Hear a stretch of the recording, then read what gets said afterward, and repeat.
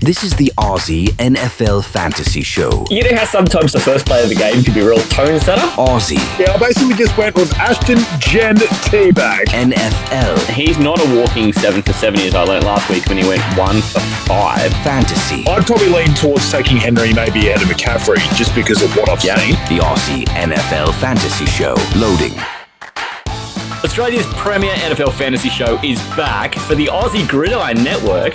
This is the Aussie NFL Fantasy Show. They call me Matty C, but I'm only one part of the fantasy duo that's saving the world from NFL fantasy crimes.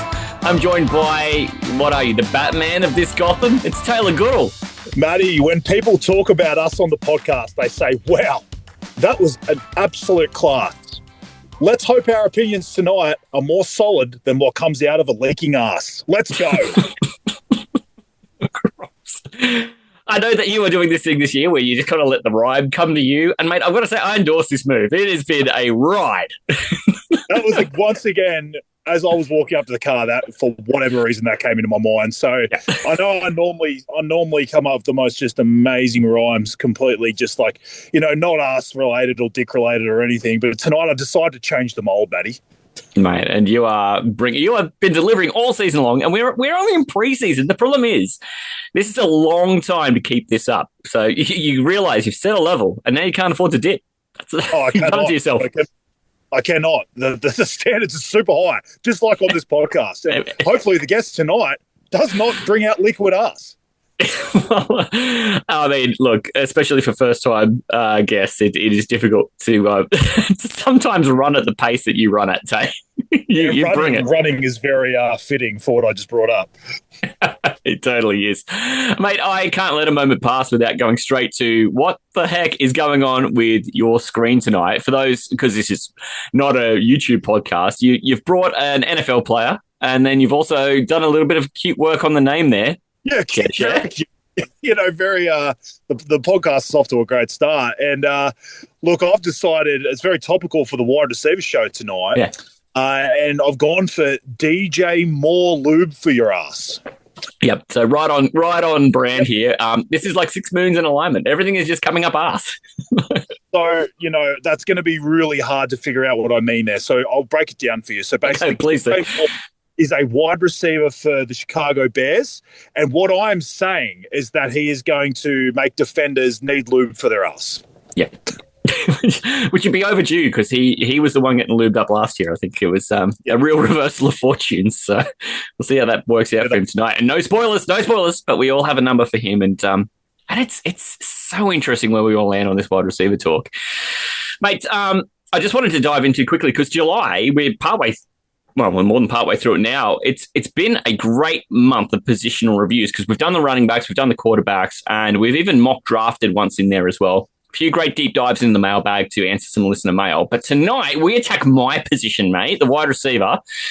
We're going to make this otherwise boring cake very palatable by bringing the icing. That's how wide receivers roll. An NFL team is nothing without the diva wide receiver. And you better believe, Tay, I was 52 kilos and 25 years old and very small. I was not a diva wide receiver. I was all business, get up, pull your socks back up, pull your helmet straight, run back to the huddle. None of this pointing for first downs or anything like that. I feel like I missed an opportunity. And you will believe that 52 is the kilos I was born at and the size of the shits that I do now. Jeez, there I was 25 years old. Wow. That's evolution for you. Mate, I do need to talk to you about something that was July rolls on. We're getting close to the start of actual NFL football season, which is where fantasy starts. But, hey, us at the Aussie Gridiron Network, we have planned across the whole network this season to do a whole bunch of giveaways, but we want to announce one tonight that is just aimed at the fantasy players, and it's got a lot to do with trying to topple you, mate. Not possible, mate. And if you do topple me, get the fuck out of the way because you're probably going to end up a pancake. Yeah, mate. Like, do you want me to sort of run through what we're doing with those leagues, or were you leading me into talking about that, mate? I wasn't sure. Oh, yeah. Do you want to pick it up? Because I'll just stitch that in, just because really essentially just the winners, or the person who finishes highest. And I'm going to have a little bit of a crack at how that person who finishes highest might be second because you've got a lot of pride and you don't want to lose to a listener. So I'll stitch that in too. But do you want to run away with that? It's like 10-team leagues. There's going to be a link on Linktree. It's already there on Linktree as well. So what we were looking to do this year, Matty, is we wanted to have a couple of listener leagues. So we've sort of done stuff where, you know, we've kind of put out some random leagues and whoever wanted to join it, whatever. And it's just been sort of a free-for-all, whoever got in. But this year we kind of wanted to have some leagues that we could reference on the podcast and have guys that we know are listening to the podcast to get in there. And myself and Matty will join one league each. So we'll have two. There'll be 10-team leagues. So essentially, you know, there probably will still, the way that we're going at the moment, we'll probably have guys still miss out. It's going to be 20 guys, whoever sort of first in best dress for those leagues. And the idea is that if you can sort of topple Matty or myself, the self-proclaimed experts, and you'll definitely walk away with some prizes. Yeah, the idea is you got to beat the expert, right? Tay, I get the feeling you are going to be keep no prisoners. So we think in your league, if you win, do we just give the prize to the poor sucker you squash in the final? Is that how we deal with this? Because I don't know. You take these things very seriously. That's the idea, mate. So whoever gets second in that league, you'll win. You'll win some year because we know who's getting first. The winner of second place in Taylor's League. So they're going to be called AGN Gold and AGN Green. The Gold League is up right now. Go and find it on the Linktree. It is the very, very first link on the Linktree at the moment too. We've got 9 spots outside of Taylor in that league, and then there's going to be the green one go up, which is 9 spots against me. Mate, if we end up filling them up quickly too, there may be opportunities to run more of them, but we're just going to try and get 2 done first. So the first one up there is the Taylor League. Get amongst it. You can find that on Linktree/Aussie Gridiron Network. It is the very top link. And the winner will walk away with a great AGN prize pack. I'm wearing a bit of the merch tonight. I've got a nice AGN hoodie, but we're going to give a T-shirt, a hat, and a sticker prize pack to the person who is the highest ranked listener in those leagues. Tay, I'm not going to say winner in your league because I know you're just out for blood. Absolutely, mate. But what a prize. AGN hoodie. Let's fucking go. Let's go. Let's fucking go. Mate, we're about to embark on our quest to make sense of a challenging... We are about to embark on a quest to make sense of this challenging landscape. Mate, we have another great voice joining us to do this tonight, a new voice to the podcast, and we'll introduce him in just a minute. So stay with us.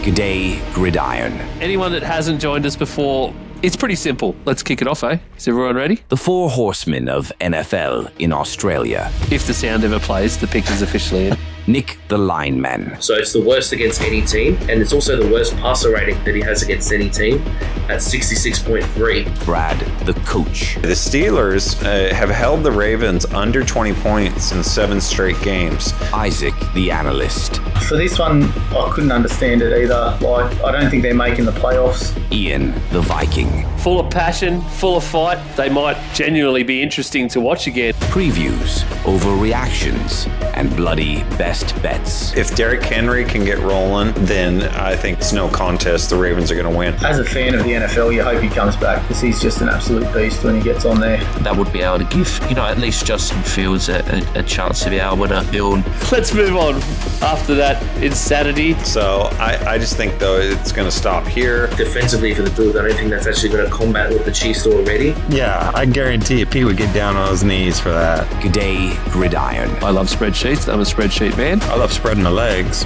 Twice a week, all season long on the Aussie Gridiron Network. All right, we are back. What a start, Matty. This has been an absolute great start. Pretty normal for us on the Aussie NFL Fantasy Podcast. But like we said just before the break, we're going to bring in the new guests tonight. And I just want to say from the top how awesome it is, like the feedback that we have gotten from the new guests. Everyone that's been on so far has been something different. And the fact that we had so many guests on last year, it was hard to imagine that we were going to get many more on for this year. But the fact that we got 5 just in the preseason alone is just absurd. So thank you, everyone that's been on so far, everyone that's talked about being on later in this year. It has just been phenomenal. But, tonight, we don't have to talk about everyone else tonight. Just one man who devastatingly is going to end my reign of most NBL games played on this podcast. It's something I've held dear to my heart. This man, I think, has only played about 700 more games than I did, so it was a really, really close finish between him and I. Didn't quite get my 100% from the free throw line, but, that's a pretty tough one to get.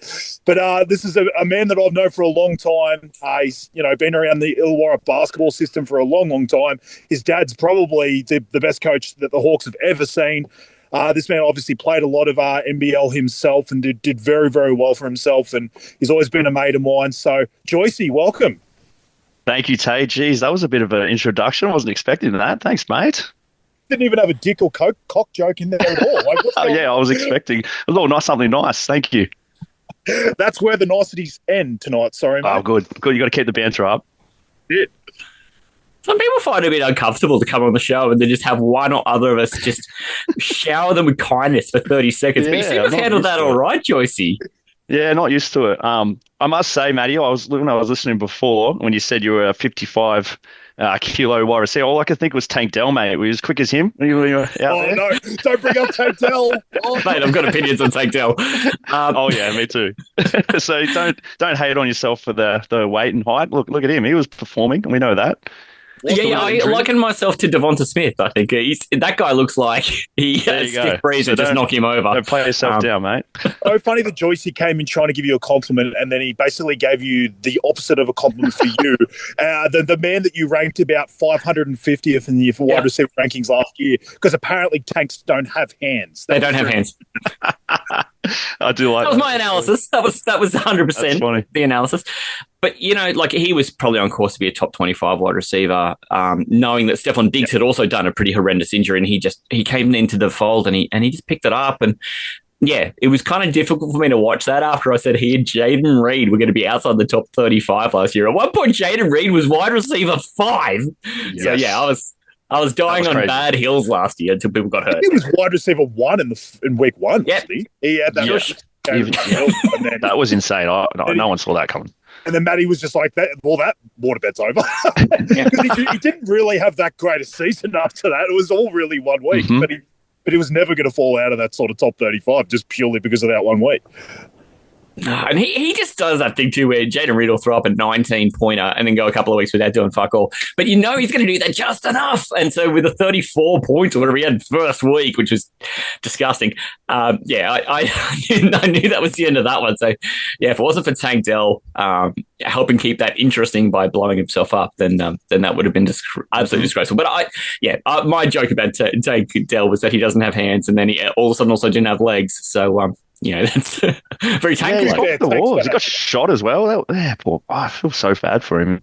JOYCEY, can you give us a little bit of background just quickly? You're not like an American football player from locally. How then do you find yourself on an NFL fantasy podcast now? What helped you find NFL to find fantasy? Yeah, well, I moved to Canberra. I lived in Canberra for about 5 years. And when I moved there, I started work in the plumbing industry, and my mate, Matt Ball, who Tay would know, introduced me to another friend who was doing NFL fantasy. So I was here in Canberra for basketball. Once I had the bug, mate, it was just the best thing ever.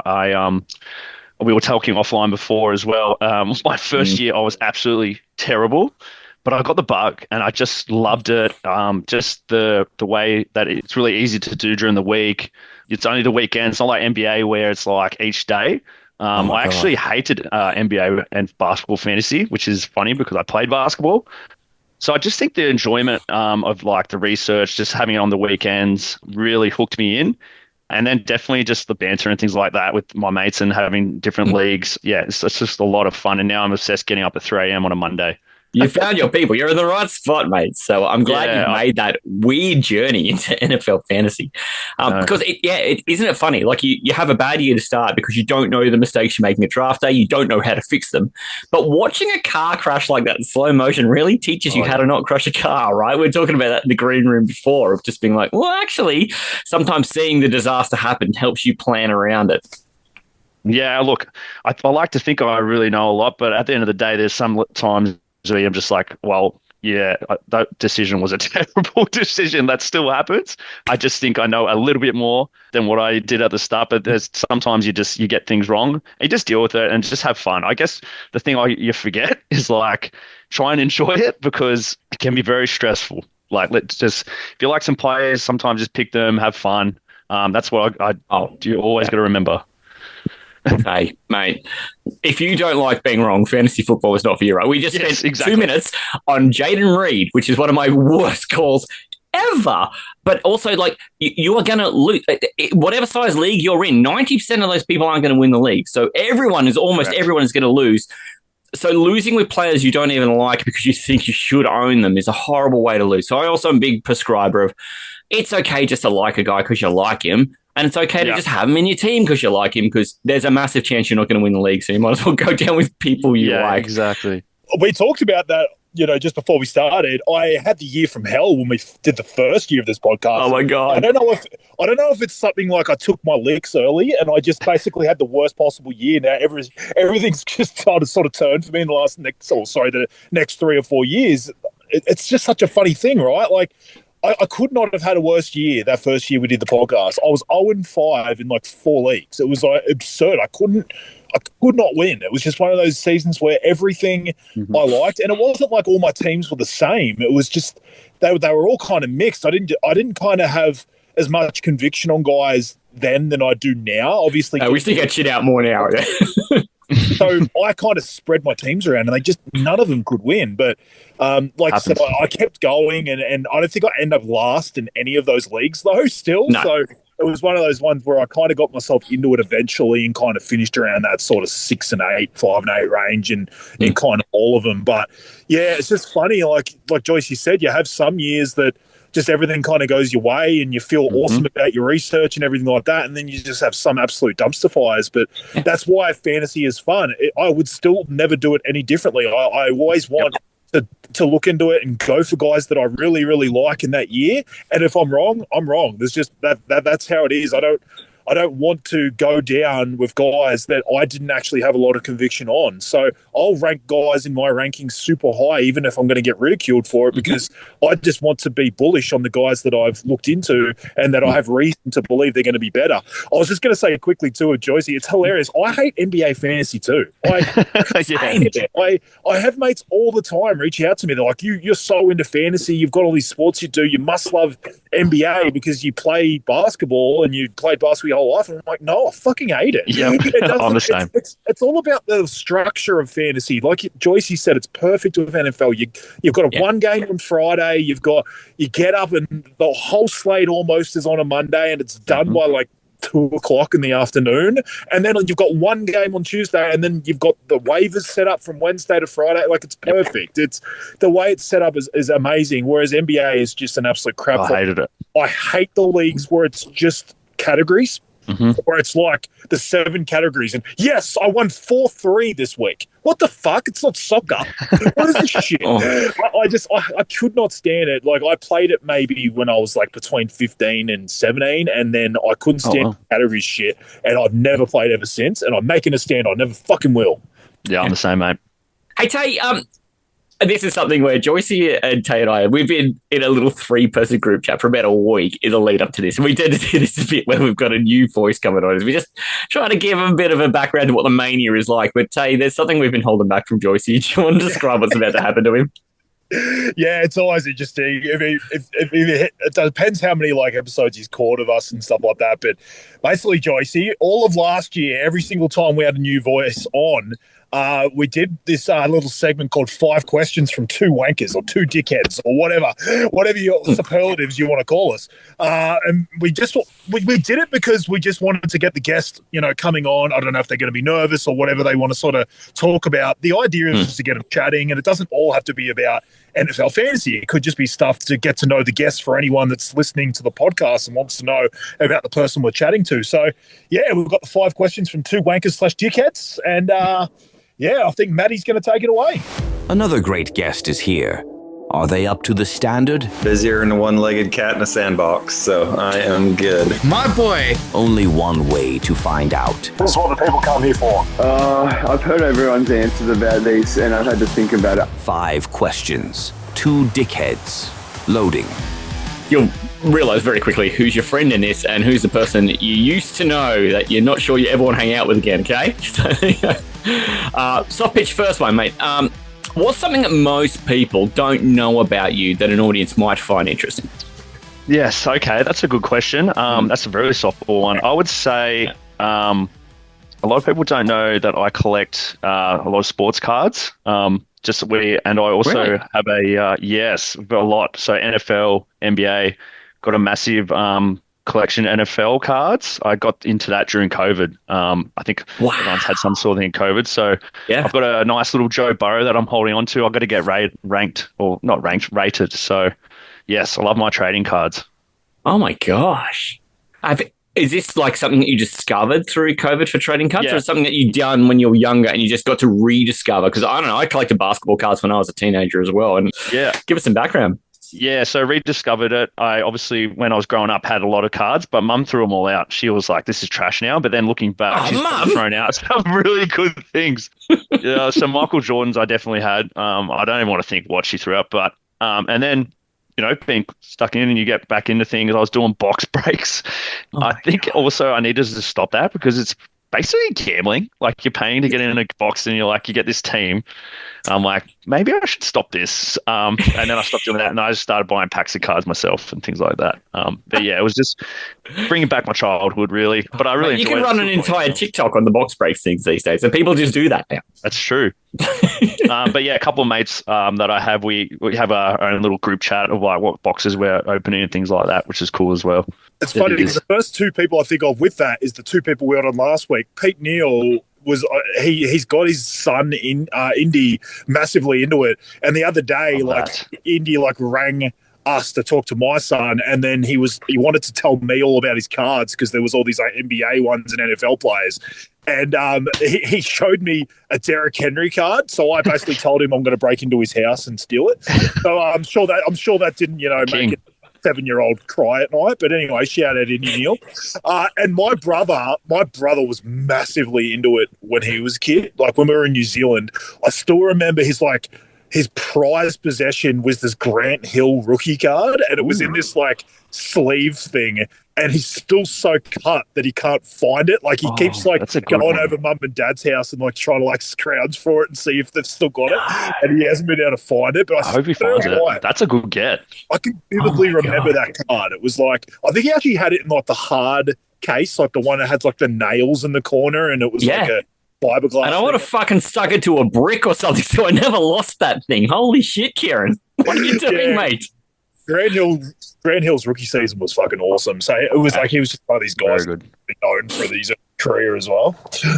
Oh my God. Wow. Okay, well, that's kicked over a stone that I don't think we were going to kick over there, Joyce. You've done a good job there getting some stories out of us too. But wow, I love this card collecting. It just throws me back to 1990 when I was collecting the NRL cards with the gum in it that you buy at the corner shop. Back when there were corner shops. God, I'm that old.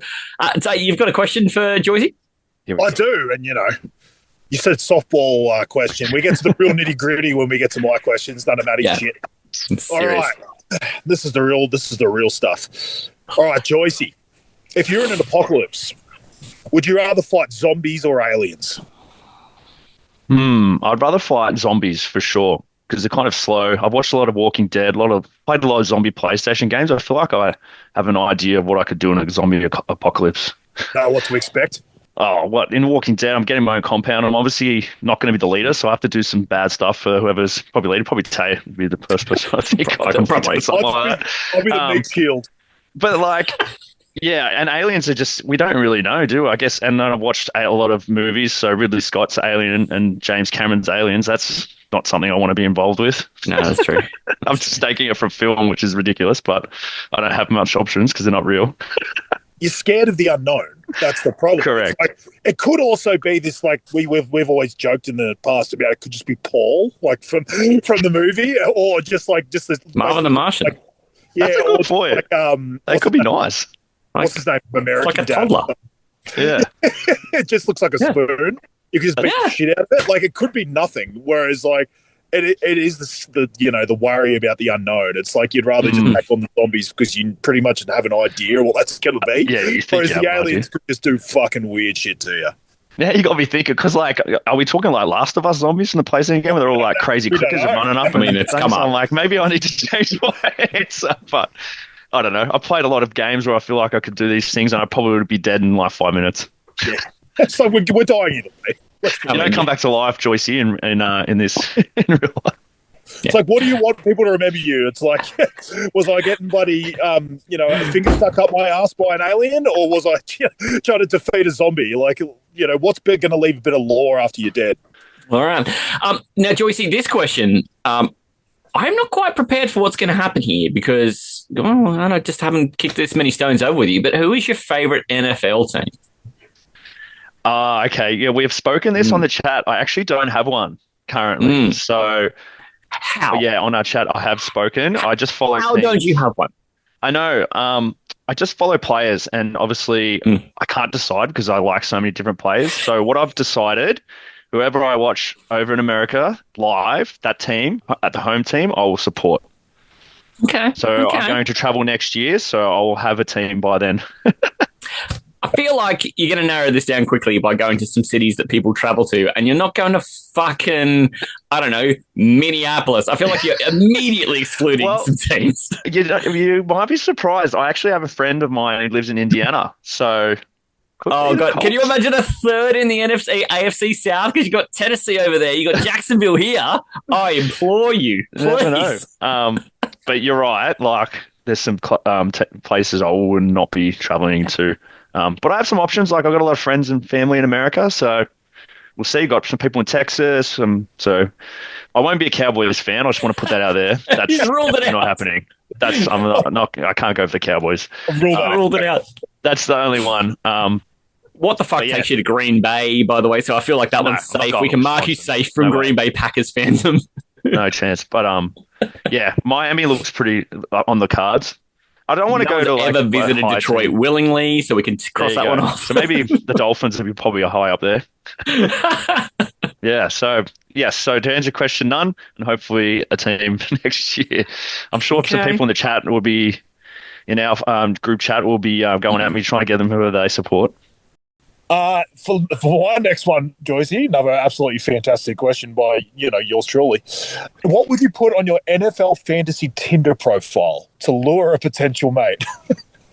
A Tinder profile fantasy? Yeah, so NFL, like just some sort of like tagline that's got something to do with NFL fantasy. That would be at the top of your Tinder profile. Oh, I could go a photo and a tagline. What was my... Mate, go nuts. So the photo would be, I don't know if you both remember when CD Lamb got drafted and he had his girlfriend at the time going through his phone. Pulling from it. That would be my profile picture. And I was obsessed with CD Lamb just from that moment, just because I thought it was the most hilarious thing ever. So that would be my Tinder profile picture. But the quote, I would have to have a think about what that would be. Yeah. But yeah, I'd have to think, but probably like my last year's fantasy name, because I got Garrett Wilson, was Good Wilson Hunting, so something like that might be all right for a Tinder profile tagline as well. That's great. Sweet. But the CD Lamb picture is a picture for swiping. Mate, that's enough. Look, you don't need a tagline. You just have to see the picture. That's fine. Yeah, and you just go, want to see D's nuts? I mean, you just stepped right over that, JOYCEY. Come on. Well, I'm not going to lie. I think that was a big part of why because I had a dynasty league and I drafted him. That was like basically half of the reason why. I bet. Because of all the jokes. I love it. This last one is a nice way to finish the segment with the 5 questions. In the time you've been playing fantasy football, who has been your favorite NFL fantasy player of all time? Oh, Jesus. That's not easy. That's hard. You start thinking. I bet you've got one. I bet you got one who he took you to the promised land, or he gave you a 60-point game when you needed it, or he saved you on a Monday Night Miracle. I bet you there's one. Yeah, there is. And he's actually really dear to my heart, and it's actually hard because I've ranked him a little bit lower this year, but the Sun God, Amon-Ra St. Brown, love him. He is just the best. He is a machine, and also I might get a bit nerdy here. You guys probably might not know this, but there's a game called Dark Souls. Yep. And there's a character on there called Soler, and he does this move called Praise to the Sun. So in my fantasy chat, I'm always putting him up as a pitcher and praise the sun because it's the sun god. So yes, that's why I love the St. Brown. And also, I picked him up that year. It was a couple of years ago when he broke out too, and he was just smashing it for me. And I won a league that year. So definitely the sun god. So often it comes down to when a player helps drag your caboose to a bit of silverware. But Tay started Amon-Ra St. Brown the last time we think he was ever going to be available starts the week. Because he had a couple of good weeks. So he goes and throws up a 38-point week or something. Yep. Obscene. And that was the end of Amon-Ra for our little pick him up off the waiver wire segment. He's just awesome. He's the praise the sun, baby. Wasn't he like a 5th round draft pick? I swear that was the whole point. Because remember he had the I don't know if it was that late, but you remember he had this whole thing where it was like, oh, there's 16 or 15 wide receivers drafted in front of me and I could name all of them or something. And I'm like, well, if there was... Yeah, 4th round. I just Googled it. Yeah, okay. That's crazy. It was pretty late because... That's amazing. 15 or 16 drafted in front of you. Like that means you must have been pretty late. I can't imagine having to remember the names of all the players who are better than me at wide receiver in the ACT Gridiron League when I played there, let alone just the rookies, just in the NFL, just that year that he got drafted. Mate, you've survived the 5 questions. It's a rigorous segment that we go through to make sure people are media ready for this podcast. And I don't know, Tay, do you reckon he passed? I feel like he walked into this feeling pretty confident. He did, yeah. And as he copped the questions, he was straight into it, mate. He did very well. So, yeah, look, mate, great to have you on. And thanks for listening to our shitty questions. And sort of gets the podcast started. But, look, can't wait to get into our wide receiver rankings now. This is the Aussie NFL Fantasy Show. You know how sometimes the first play of the game can be a real tone setter? Is it like Crash Bandicoot? Ooga booga. And he's landed in New England. There is no more New England. It's New England now. Because England? Yeah. Can't explain that. It's asses instead of horses on there. The Aussie NFL Fantasy Show. It is time to get into a bit more of the serious meat and potatoes of what we do here on the Aussie NFL Fantasy Show when we go into these positional rankings. What I like about it here is that, man, we have been so lucky to have the guests that we've had on because with Tyler coming through and talking quarterback, I left thinking differently about some players. I also left thinking a little differently about my approach to drafting in a couple of leagues too, which I was not expecting. And then from our talk last week with Kieran and Pete, kind of the same again. There's some people who, after the conversation, I kind of went back and made some tweaks and made some adjustments. It's really opening my eyes a bit. It just opens your eyes to the other ideas that are out there. And, you know, you can go in with, you know, blinders on into your draft and go, this is exactly how I've always drafted and this is exactly how I decided I was going to draft in the preseason.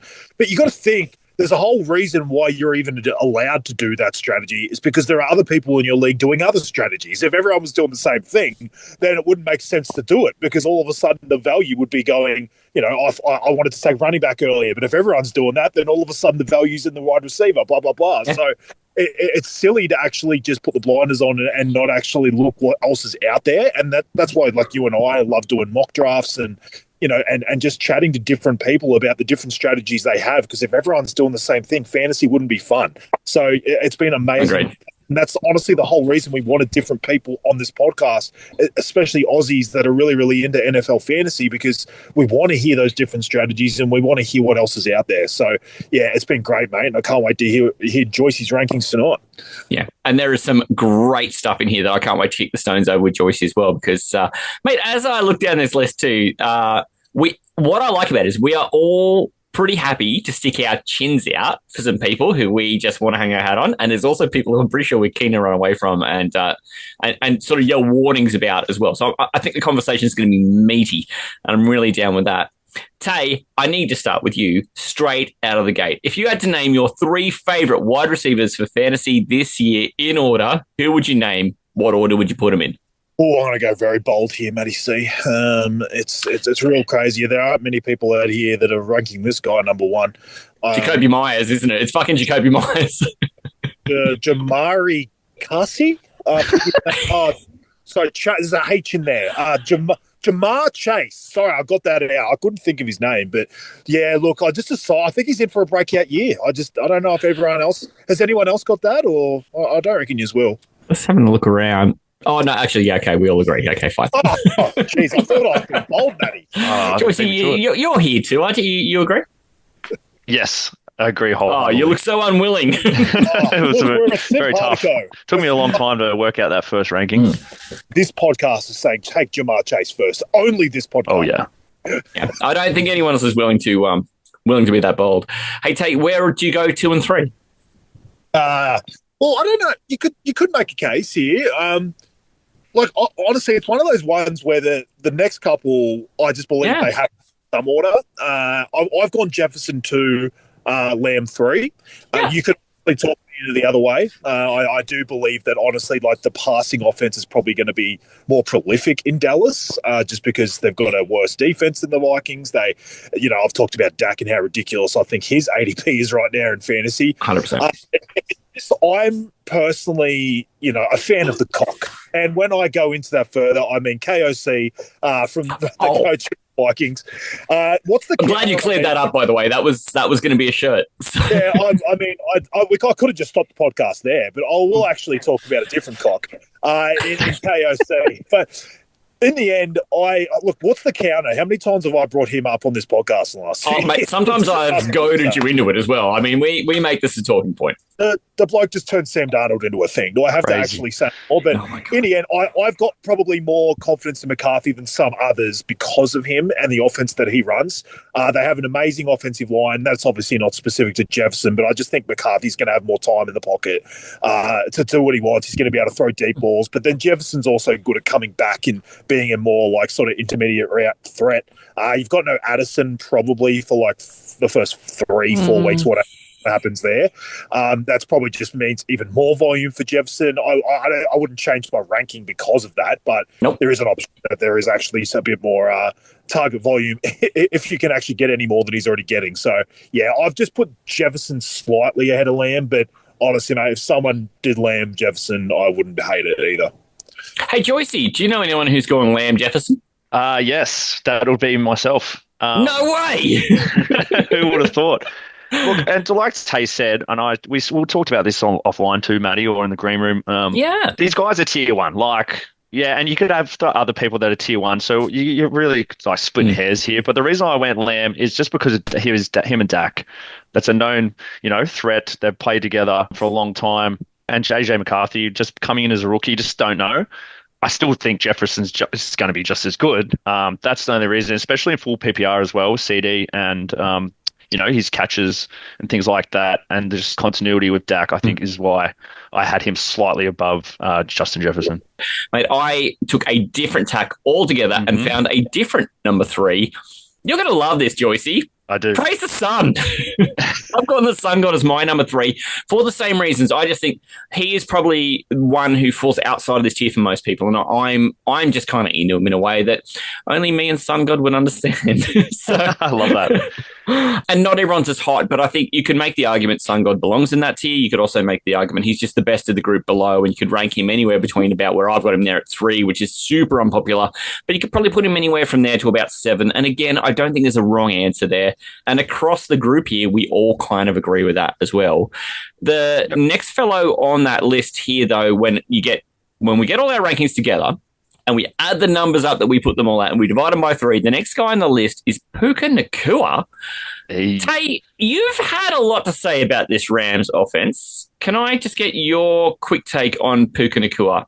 I don't even sound like Kieran, but they're going to be ramming it down the defense's throat. They're just another one of these ones, like they're not as like lowly down as say like I brought up with the Panthers, but I still think to a degree their offense is getting underrated. I think they're going to be amazing this year. I honestly think the fact that there's 2 cocks for Matt Stafford, sorry, 3, I changed it because of Kyron. I think that people get worried about Nacua because Adams is there, and people get worried about Adams because Nakua is there. I just think they're going to be completely awesome because both of them are there. I just think they're going to coexist. Agreed. I think the offense is going to just be better. It's going to be on field for longer. I just think they're going to help each other. I believe that Nakua is still going to be the volume threat, and I think Adams is going to be the touchdown threat.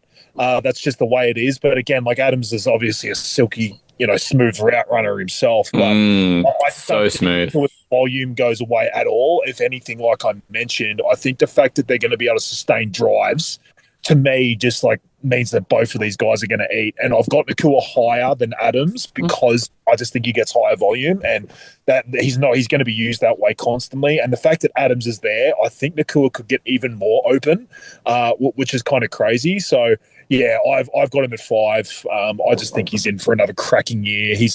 The good thing is he either gets open, and obviously that's great, or if he doesn't, Matt Stafford has the confidence to throw to him, and he's so good at contested catches, and he's so strong that he can sort of go up there and beat his defender even if he's kind of getting smothered. So yeah, I just think this offense is in for a great year, and Nakua is going to be at the forefront of it. Yes, I love Puka. Since he's come into the league, he's just been smashing people. The thing I love about him, he's just goes full force. He just runs over the top of people. You're getting that yards after contact. I think that's the biggest thing with him. And obviously last year, he had that health issue, and he still put up some decent numbers. So as Tay said, the Sean McVay offense is just elite. You got Matthew Stafford, elite quarterback, throwing the ball. Him and Adams, they've made this work in previous years, the Rams, but back when we're going, Cooper Kupp and Robert Wood and stuff like that, they were both going off in seasons and things like that. Cooper Kupp going off with Puka 2 years ago as well. So I wouldn't be scared about having either of them, or even both of them if you really wanted to in the same team. I just think they're both going to go off. Sean McVay, will be rolling a lot of plays to Puka, getting him the ball, on flat hits and things like that, and just making him run. Yeah, I'm really bullish on Puka this year. I think that offense is going to feed families, and we've already talked about 5 wide receivers. This is how fast the top is, because I think we're talking about just a return on investment. Everybody can agree these top 5 super likely to return their investment. And I love that, because pick your flavor. They're all correct.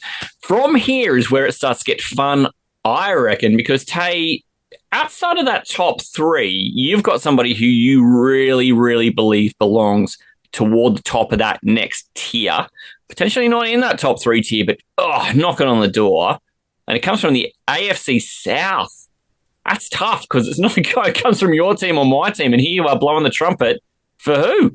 Yeah, and I think it's been bleeding into some of your mock drafts, Matty. I feel like somehow you've ended up taking him more than I have, but this is an eye test thing for me. Again, I've brought this guy up so much in this preseason that, and last season, honestly, that people are probably getting bored about me talking about him, but it's an eye test thing for me.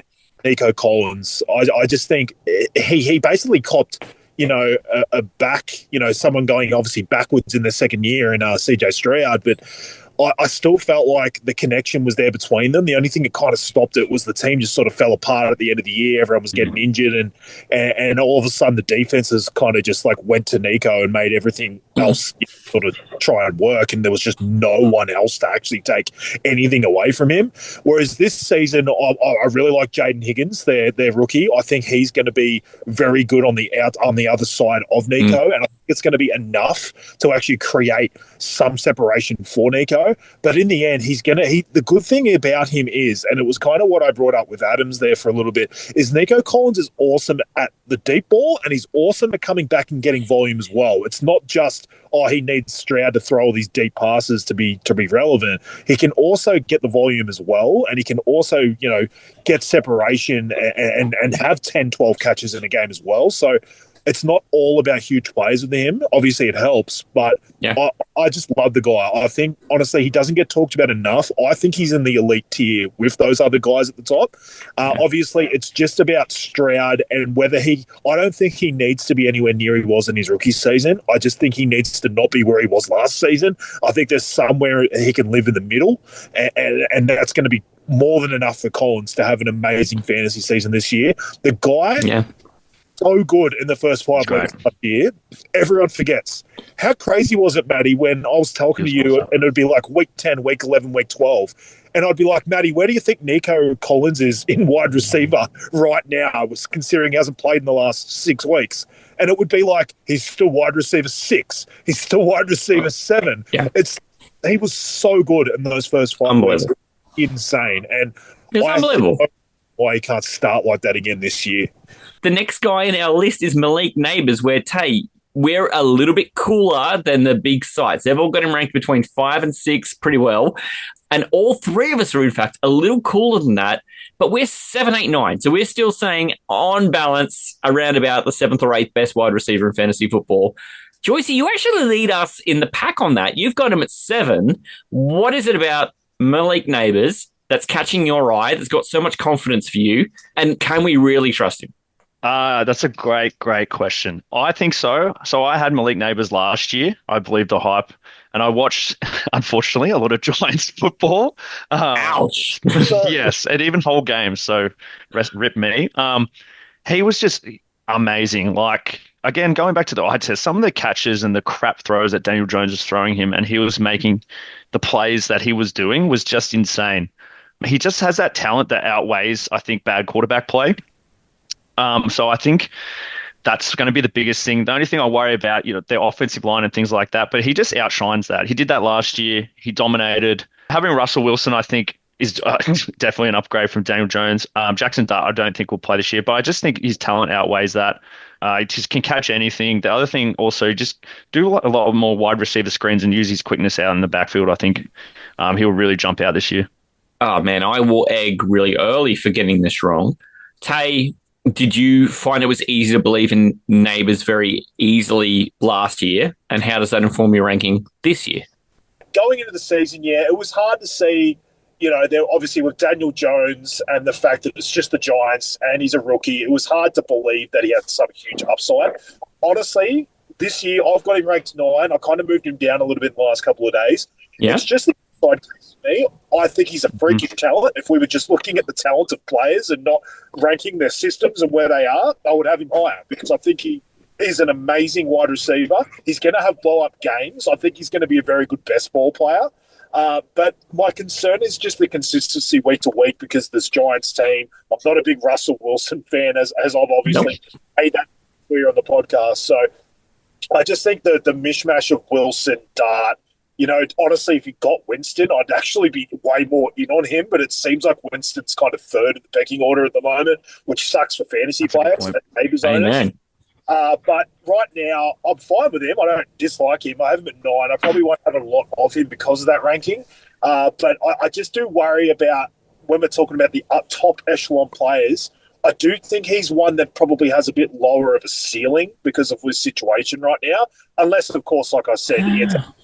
But, I just think some of these other guys have higher ceilings. I mean, I don't know. You say that too, and this is where I have to eat the humble pie. I had him ranked in the 30s before the season started last year. By the time he missed 2 games for a concussion, he was wide receiver 2. And do you remember how good his situation was last year? This year, I'm not sure this year's situation is worse. He found a way. And we probably don't need to go in a lot of depth in it because everything we are just said about those 2 other receivers is true about Brian Thomas. I've got Brian Thomas 1 spot ahead of Neighbours, and this is kind of like, I kind of see them similarity. That's not even the word. I see them similar. Let's go with that. And the idea of why I picked Brian Thomas just ahead of him is sometimes I like to look at the defenses and where they rank coming up in the season, because to me that kind of tends to how a team's going to play on offense. We talk about Jamar Chase, how ridiculous his upside is because how bad the defense is, and they're always going to be playing in shootouts. The problem for Neighbours, and then conversely, the reason why I've got Brian Thomas 1 spot higher, I actually think that Giants defense is the best part of their entire team. They're actually going to be able to hit themselves in games. And I think there's going to be some games where they lead, especially with Russell Wilson. You even saw like with the Steelers last year, it was like, don't make mistakes. Don't air it out too much. Just try and win 20-17. Try and win 17-14. Like, we're not trying to take huge risks because our defense can win us games. Well, I think that's going to be one other reason why I kind of moved Neighbours down a bit to 9. The complete opposite of Brian Thomas, that Jacksonville defense is ranked 27th. Yeah, it's terrible. Different sites that I've seen in terms of defense. So to me, they're in a better situation to actually have some shootout style games. They're not going to be able to lean on their defense. And so I just don't believe that that you're going to see games where there's 17-14 or 20-17, whatever. You're probably going to see games where Jackson's picking up 24, 27 points and they have to keep up. So that's just like, I wouldn't say like rank a guy like way higher because of that, but sometimes I like to look at two guys I'm thinking about similarly. I cannot get that word right. That is your Achilles heel. I use it as a tiebreaker. And that's exactly what I'm looking at. If I see Brian Thomas and Neighbours together, I'll probably take Brian Thomas for that reason as a bit of a tiebreaker. The one player who belongs in this range, but I don't understand what is wrong with major ranking sites, is Mike Evans. Yes. JOYCEY. Thank you. Taylor and I have sung this song for weeks now. Can you please give us your version of the Mike Evans song? Because I don't understand how he is ranked outside the top 15 on every site. Yeah, so I got him at, I think, 9. Sorry, you're 9. That's okay. But, like, I was staring at that. I was like, what the... Can I swear on this podcast? Yes. What the fuck were these people thinking? How can you watch last season and be like, Mike Evans, he won't do it again? And I'm like, it's just ridiculous. The way, the connection he has with Baker Mayfield, Tampa Bay love to throw the ball. They're a high-octane offense. I just don't understand it. And I literally last year I came into the season thinking, Mike Evans, I'm going to stay away from him. No, never again. Just the touchdowns he was scoring were crazy. He hasn't lost any speed. They just seem, because he's getting older, in that. But he already is older, I think, by his standards. So, yeah, I couldn't believe it. There's just so many positives going into it, and Chris Godwin, we don't know really what's going on, how he's going to go. He's on PUP. And things like that. Yeah, and I do love Jalen McMillan. I do like him, but he looks good. Mike Evans is going to be that big dog. I've looked at drafts and, I've said to you, there's T. Higgins on the board, or there's Mike Evans, or there's Devontae Adams, or there's Mike Evans. And I always lean to Mike Evans because he is the one on the team. He's the bona fide one. And None of those other guys could finish wide receiver 1 overall this year. Mike Evans could. I don't understand it. Every year, to be honest, I say that. I understand where people come from. They look at the age. They go, to 31. He gets underrated. There's a bit of people have a bit of a sour idea on the name because it's been there, done that. People fatigue. Evans, and they just go, it's a bit of the name. You've mentioned this, yeah. That's why you can't keep voting for Nikola Jokic for MVP. You've got to give it to someone else because he's so over it. It's just the same with Mike Evans. People kind of look for something new and exciting, and in the end, Mike Evans is staring you at a ridiculous value in the face every single year. JOYCEY brought up the connection he has with Baker. It's absurd. So I'm actually lower than you two at 12, but I guarantee I'm going to have him in leagues because 12 is higher than his ADP, and the same as you guys. I cannot fathom how he drops that low.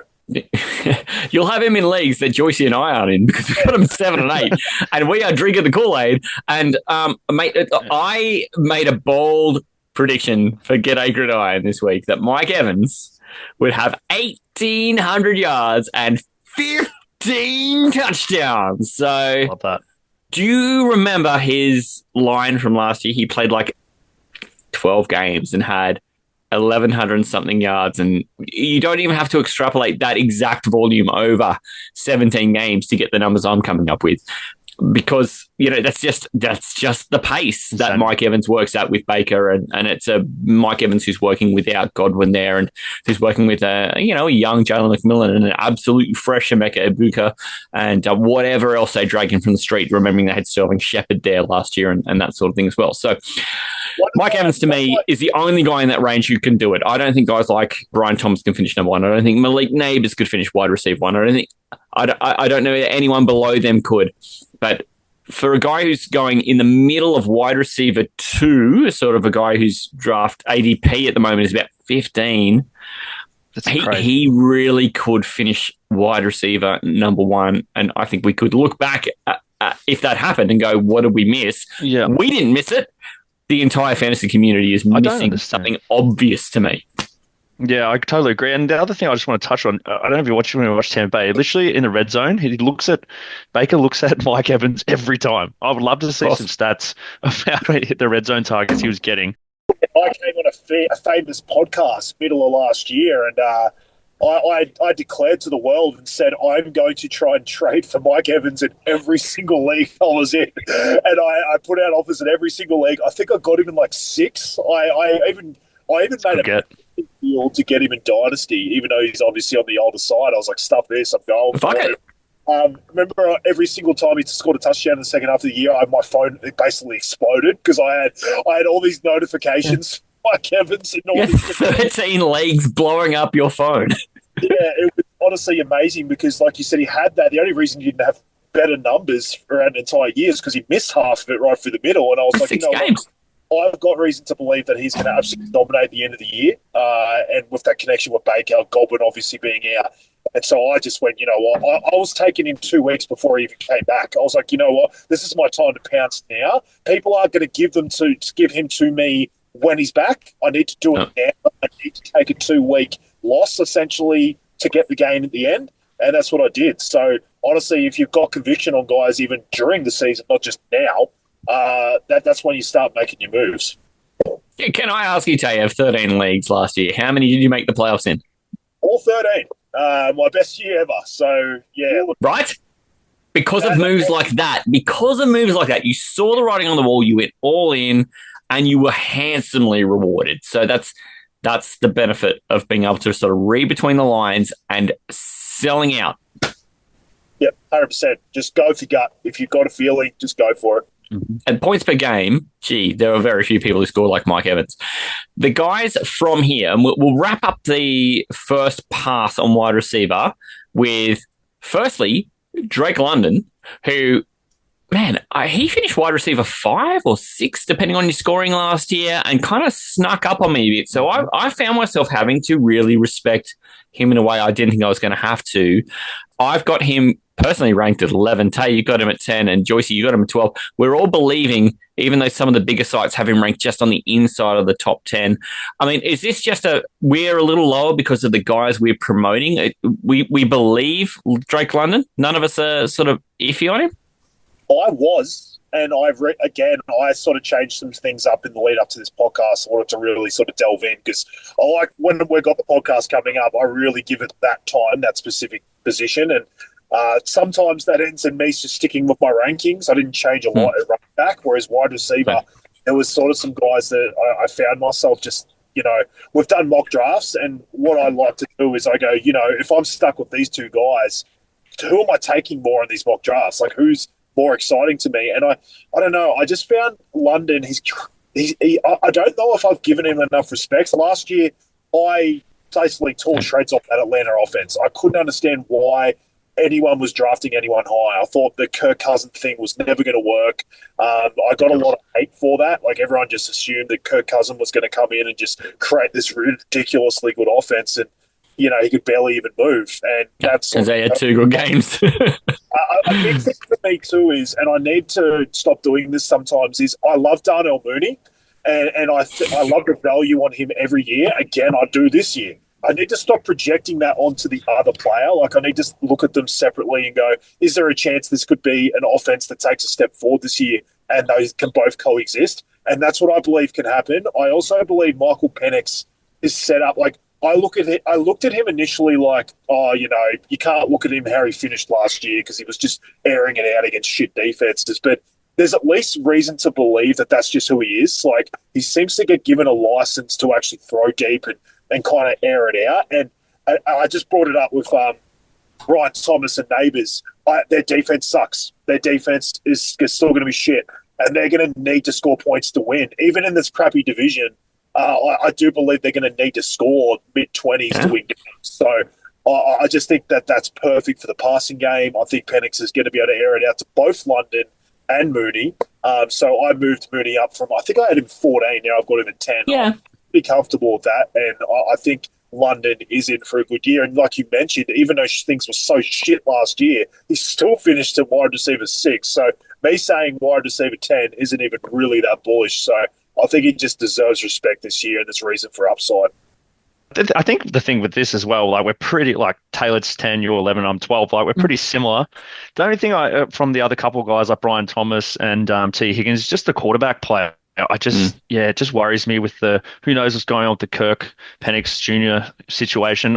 First of all, I don't know why they drafted Penix when they had Kirk Cousins all that money after an Achilles anyway. That's the only reason I brought him down a little couple down points. Where's Brian Thomas? I feel like has a better situation. I don't know what they're going to do with those two quarterbacks and where they're going to play with. So that just made me a little bit nervous, and hence why I'm at 12. And I mean, I don't think that constitutes dislike for London either. The major sites have him ranked around about, wide receiver 9. And 10, yep. There's a tier of guys. Again, we sort of said, hey, everything from about 3 to 9, you can sort of throw a blanket over. And I think from 9 down to the next couple is fairly tight as well. We'll come back to talk about some of the other guys below this, but the last guy I wanted to bring up is, and JOYCEY, you've kicked the stone over on this one, T. Higgins, because I feel like of guys who are a second wide receiver on their team, T. Higgins stands alone to me.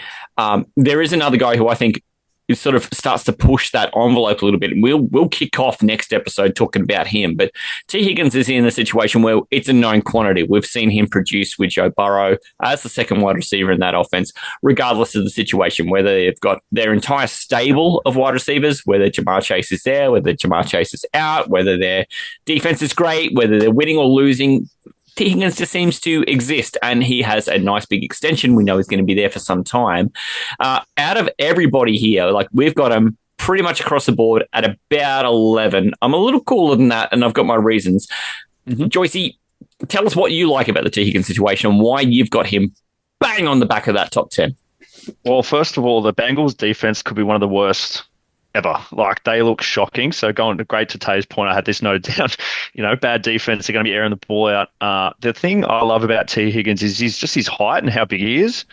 He's a big red zone threat. The only issue that has been in the past is injuries. So he has the talent. I think he could be a top 10 receiver really with Chase. It's just the unlucky injuries that he's had and things like that. I just love his speed, his height. Obviously has Smoke and Joe throwing in the ball, who we all love. I just love his situation.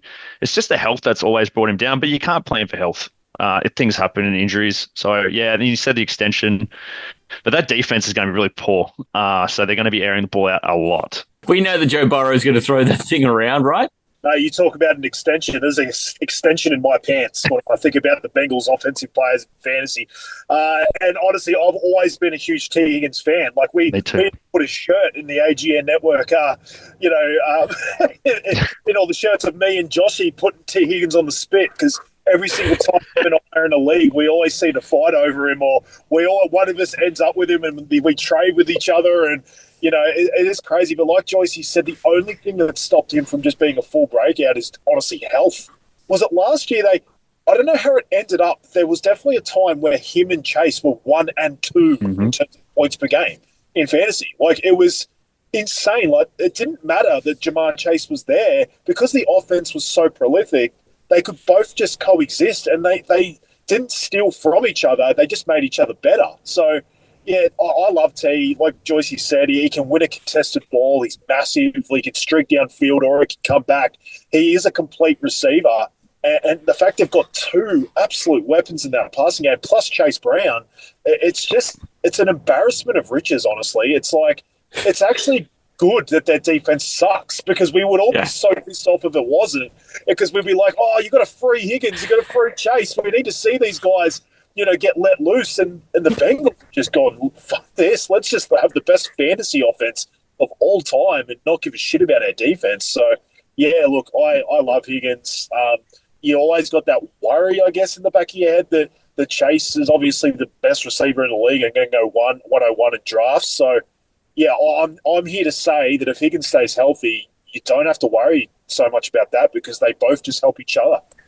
Yeah, I mean, is this your way of saying that Joe Burrow has 3 cocks? Is that what I heard? Yeah, honestly, and he's got Shaq-sized cocks, whereas I think Stafford, I don't know, I want to say maybe I don't know, but he's got probably 7 inches, whereas Burrow's probably got 11-inch cocks right around him. It's a baguette. Yeah, Jesus Christ. He's got your Ron Jeremy's out. He's got your Ron Jeremy's. That's a callback. Mate, not on this podcast. It's not. Oh, that's amazing. I do think T. Higgins needs to open a spit roast restaurant. That would be so great. That's how the cap is presented. It's almost like T. Higgins runs a spit roast restaurant. It's so funny. But we know that Joe Burrow is going to throw that ball 600 times this year, and he is got to throw it 600 times too. Well, who? There's only about 7 targets across an entire offense, right? So that is going to be very distilled into a couple of places. And, in terms of wide receiver 2s on their team, I do feel like T. Higgins comes at a premium.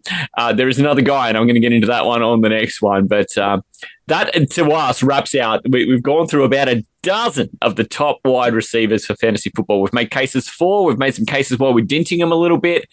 Hey, JOYCEY, we did put you through 5 questions from 2 knobheads, and considering all that, you still stuck around to do a bunch of wide receiver analysis. And can I confirm that you are going to hang around for the Sunday show as well? Because, mate, now that we've kicked the stones over, I feel like you kind of got your momentum up and you want to hang around. Hell yeah. This is going to be the best part. This is where we're getting to the real nitty gritty. So, yeah, I love this stuff. Come on. Hey, Tay, I know that you're coming back, but you know what else is going to be on next week's show too is we're going to dive into the mailbag. I've got some questions from some people who are gagging for some advice. Absolutely, mate. Thanks again to JOYCEY for coming on for this first episode, putting up with our shit, and I'm sure there's going to be more shit flung around in the next episode, so looking forward to it. It's going to be so great. It's going to be so great. You can find us everywhere that you get a podcast, of course. And I implore everybody who is listening now who has not made this move in the first 5 minutes of the podcast, hit Linktree/Aussie Gridiron Network. Find that. Join the Listener League. Beat Taylor, win free stuff. It literally says beat Taylor, win free stuff. Go and join that league. The second that league is filled up with the 9 people against Taylor, it's going to be beat Matty, win free stuff. That's so much easier, but we need to fill the first league first. So go and find that. You can also find that we'll be back on the Sunday show. Cannot wait for that. And in the meantime, if you are not catching G'day Gridiron on a Saturday, I don't know what the matter is with you at all. They had a brilliant thing where they dove into the signings from the recent NFL draft and even into the second round signings, all the greatest news and latest news from what's happening around the NFL on a very NFL level. And then we take a bunch of that into what we do for fantasy. It's simpatico. We are a family of shows on a network, and we all rub each other's back a little bit. And we've had a bunch of the guys from the G'day Gridiron already through our podcast here. That cross promotion and us touching base with each other happens all season long. You can catch us again on Sunday, so make sure you do. We'll get out of here and give JOYCEY a chance to get a bit of rest, a day and a half to really decide whether coming back to join us is in his best interest or not. I'll see you all on Sunday. Hooroo, fellas. Lad McCong penis. Thank you. The Aussie NFL Fantasy Show. Thanks to the Aussie Gridiron Network, Australia's home for NFL and Australian gridiron content. Discover everything the network has to offer, including G'day Gridiron, Pastry Press, NFL, and Aussie Gridiron Today. Buy merch and win free stuff. Visit the mothership at Linktree/Aussie Gridiron Network. Hooroo.